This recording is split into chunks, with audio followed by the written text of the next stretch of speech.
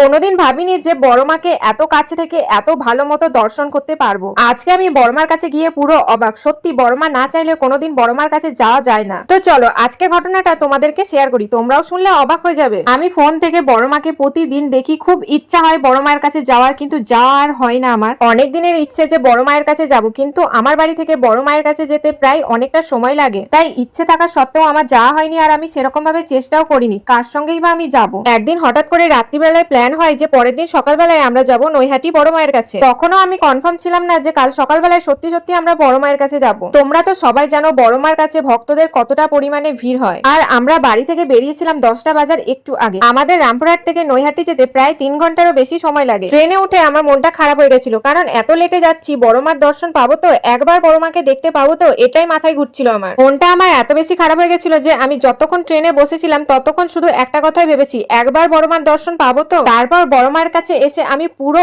অবাক। সত্যি বড় মা না চাইলে কোনোদিন বড় মায়ের কাছে আসা যায় না। বড় মায়ের কাছে এসে দেখি কোনো ভিড় নেই, লাইন নেই, কিচ্ছু নেই। আমরা একাই খুব সুন্দরভাবে পুজো দিয়েছি, খুব ভালো মতো দর্শন করেছি। আমরা যখন বড় মায়ের মন্দিরে ঢুকলাম তখন শুধুমাত্র আমরা একাই ছিলাম। আমাদের পুজো হয়ে যাওয়ার পর 1-2 করে ভক্তরা আসা যাওয়া করছিল, কিন্তু মন্দির একদমই ফাঁকা ছিল। ভেবেছিলাম বড় মায়ের কাছে গিয়ে মাকে অনেক কথা বলবো, কিন্তু বড় মাকে দেখার পর আমি সব ভুলে গেছি। প্রায় আধ ঘন্টা ধরে ছিলাম আমি বড় মায়ের কাছে। মাকে এত ভালো মতো দর্শন করতে পারবো এবং পুজো দিতে পারবো আমি কোনোদিন ভাবিনি। তারপর পুজো দেওয়ার পর প্রসাদ নিয়ে এখন যাচ্ছি গঙ্গার ঘাটের দিকে। ঘাট কিন্তু আজকে ফাঁকা ছিল। আজকের ওয়েদারটাও খুব ভালো ছিল, রোদও ছিল না, গরমও ছিল না, বৃষ্টিও পড়ছিল না, সুন্দর হাওয়া দিচ্ছিল। এই হাওয়ায় গঙ্গার ঘাটে একটু সময় কাটানোর পর এখন যাব একটু খাওয়া দাওয়া করতে। তারপর খাওয়া দাওয়া করে এখন চলে এসেছি নৈহাটি স্টেশনে। টিকিট কেটে উঠে পড়েছি আমরা ট্রেনে। এবার যাব আমরা বাড়ি। বড় মা সবাইকে খুব ভালো রাখুক এবং সবার মনের ইচ্ছা পূরণ করুক। সবার মনের ইচ্ছা যেন খুব তাড়াতাড়ি পূরণ হয়। বড় মাকে দর্শন করার পর আজকের দিনটা আমার অনেক ভালো কেটেছে। আজকের ভিডিওটা এই পর্যন্ত। দেখা হচ্ছে তোমাদের সঙ্গে নেক্সট ভিডিওতে। ধর্ম হোক যার যার, বড় মা সবার। জয় বড় মা।